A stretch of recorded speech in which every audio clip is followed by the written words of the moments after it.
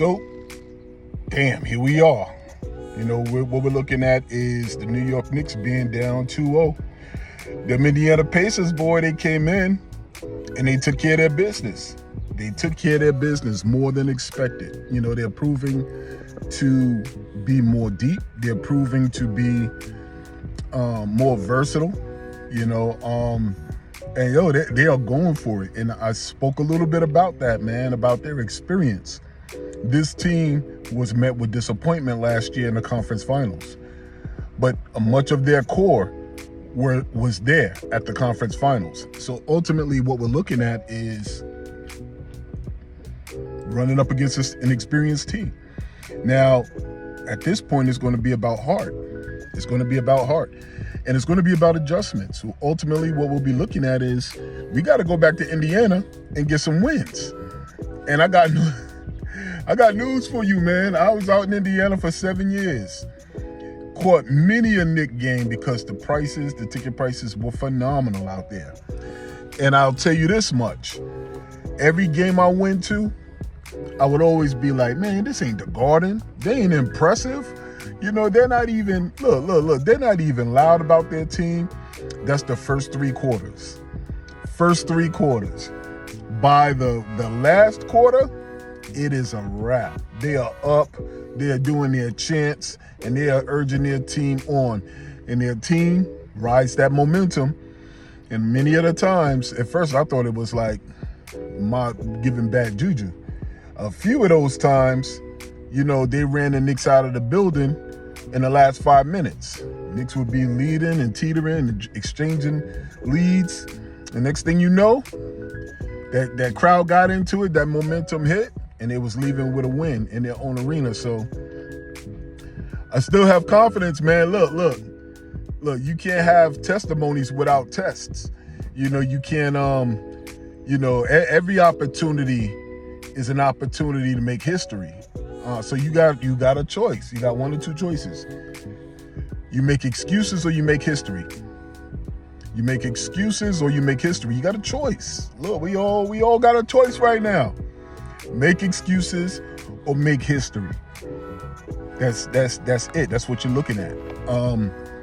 If nothing else, man, there are going to be a couple of things that come from out of this. The New York Knicks will show you what they've shown you all year. The fact that they are tough. The fact that we are resilient, and that we're going to fight until the end.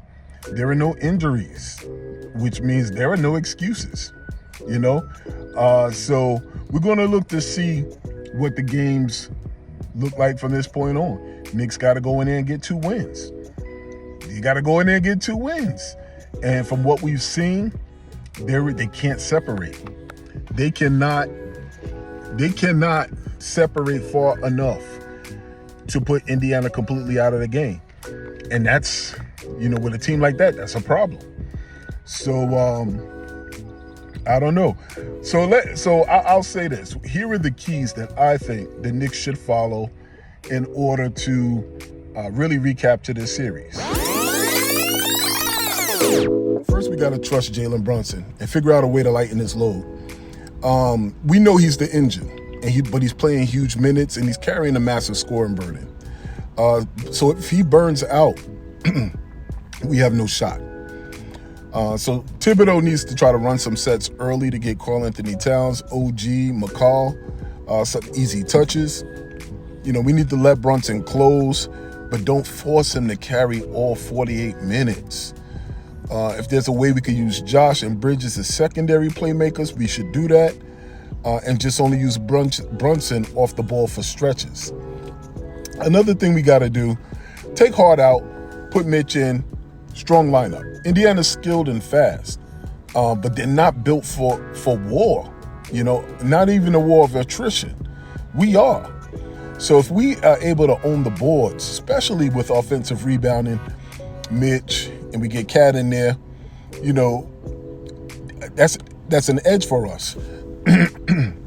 We could keep the free throw margin tilted, get downhill, draw contact. But also we got to wear out Halliburton. Those Pacers, perimeter players, if we could get bodies in there to body them up, hit them with screens, we could wear them down. Speaking of Halliburton, we got to attack that man on defense. Halliburton is elite offensively, but he could be targeted on defense. Run Brunson Halliburton matchups early, force switches, make Halliburton work. Use pick and rolls with Bridges or Towns to switch Halliburton onto stronger scorers. Wear him down, attack him. If Halliburton is hiding on someone like Deuce, have that player actively screen and force defensive decisions. But we got to wear that man down and attack him. Next, Pacers are running too freely. We got to limit that transition. The Pacers are lethal when they run. If the Knicks are able to force half-court game, then we control the tempo. I love Tibbs. He gotta know that. More importantly, we got to take good shots. Long rebounds, avoid the crash out strategically. It's been confusing. I try not to pick apart the game because I know you're going to get that on all other podcasts, but these are just the things that are obvious. Even Miles Turner will beat you. I mean, last night it was Pascal Siakam. You know what I mean? It's hit inside, outside. What are we doing? So we got to figure out a way to close the game out under control. Don't let any of those players get a rhythm from three. And I think we'll be all right.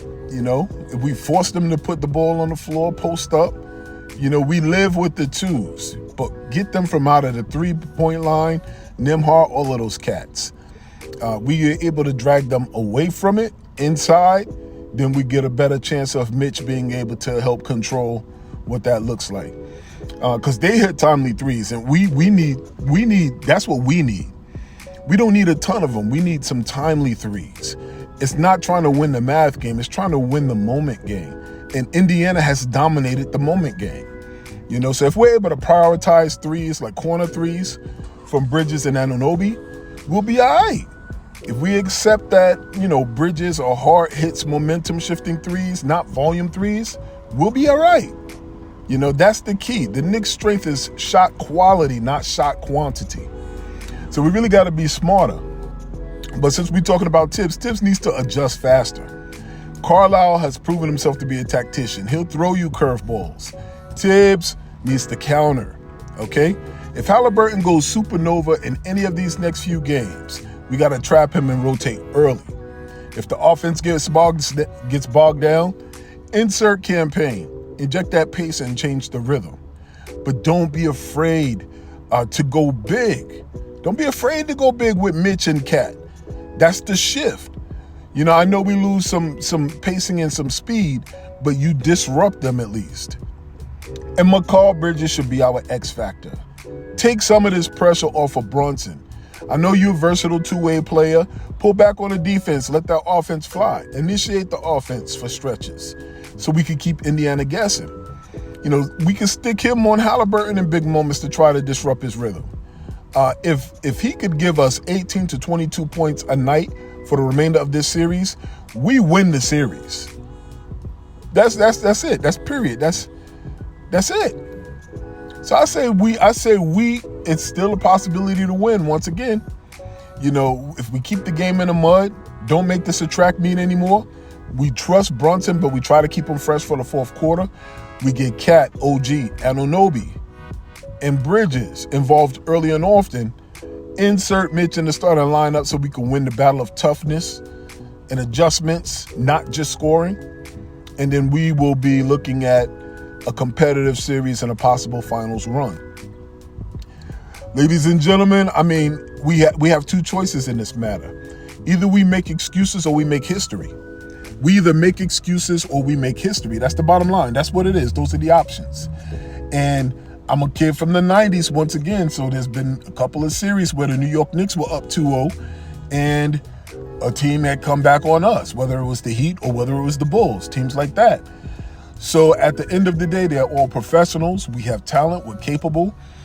And like I said in my last video, man, like they have experience. They've been here before. They got embarrassed in the conference finals, but they learned their core was a part of that. So they learned about the pressure that comes with that, and they made adjustments. This is our first go-around. We weren't really supposed to be here. The fact that we were this far in the playoffs with people giving us the highest of the championship odds is crazy to me. So that's not throwing up the white flag. That's just saying we recognize that we just put this team, as it currently looks on paper, together this year. And it's pretty impressive for us to be at this point. But I think, once again, if we leave our heart and our spirit and blood, sweat, and tears on the floor, I'm good with that. Let's see where it takes us. What say you? Keep that in mind. Same thing applies to life that applies to our team. If there's no struggle, there's no progress. But remember this, whether it's out in Indiana for 2 wins or here in these YouTube streets, here in Knicks Deli, everybody eats. I'm your boy Shea, and I'm out. Peace.